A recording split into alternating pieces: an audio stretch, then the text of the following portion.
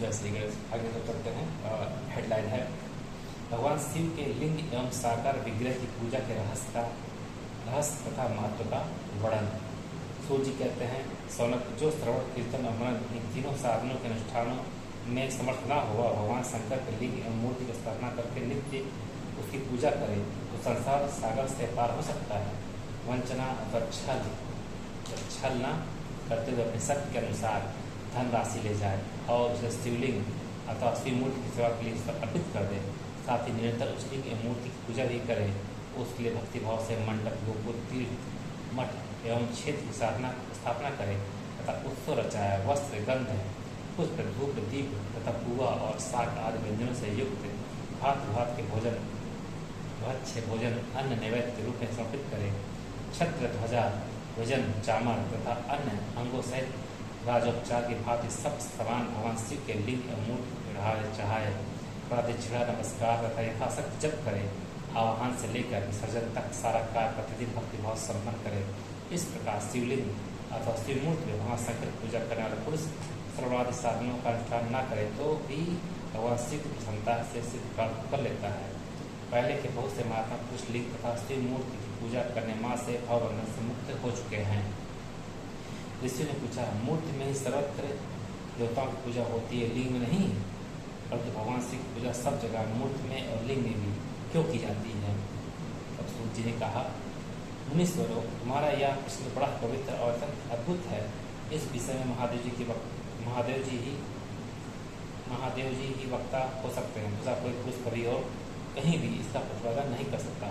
इस प्रश्न के समाधान के लिए भगवान शिव ने जो कुछ कहा है और उसे मैंने गुरु जी के मुख से जिस प्रकार सुना है उसी तरह क्रमशः वर्णन करूँगा।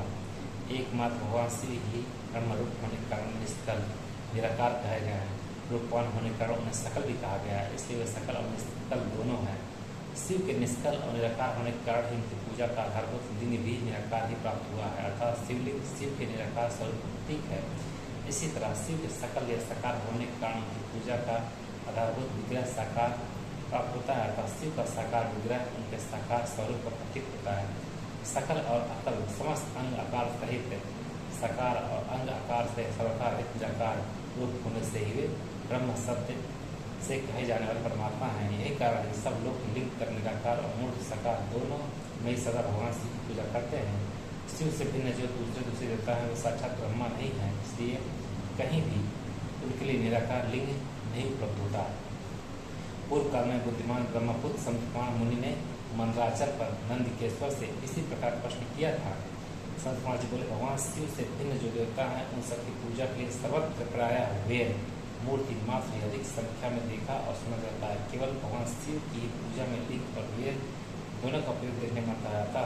कल्याणमय नंदिकेश्वर, इस विषय में जो तत्व की बात हो उसे मुझे इस प्रकार बताइए जिससे अच्छी तरह समझ में आ जाए। नंदिकेश्वर ने कहा, निष्पाप ब्रह्म कुमार, आपके इस प्रश्न का हम जैसे लोगों के द्वारा कोई उत्तर नहीं दिया जा सकता, क्योंकि यह गोपनीय विषय है और लिंग साक्षात ब्रह्म प्रतीक है। तथापि आप शिव भक्त हैं, इसलिए इस विषय में भगवान शिव ने जो कुछ बताया है उसे ही आपके समक्ष कहता हूँ। भगवान शिव ब्रह्म स्वरूप और निष्कल निराकार है, इसलिए उन्हीं की पूजा में निष्कल लिंग का उपयोग होता है। संपूर्ण वेदों का यही मत है। संत कुमार बोले, महाभाग योगेंद्र, आपने भगवान शिव तथा दूसरे देवताओं के पूजा में लिंग और वेद के प्रचार का जो रहस्य विभाग को बताया है वह यथार्थ है। इसलिए लिंग और वेद की आदि उत्पत्ति का जो उत्तम वृत्तांत है उसी को मैं इस समय सुनना चाहता हूँ। लिंग प्रकट का रहस्य सूचित करने वाला प्रसंग भी सुनाइए। इसके उत्तर में नंदिकेश्वर ने भगवान महादेव के निष्कल स्वरूप लिंग के आविर्भाव का प्रसंग सुनाना आरंभ किया।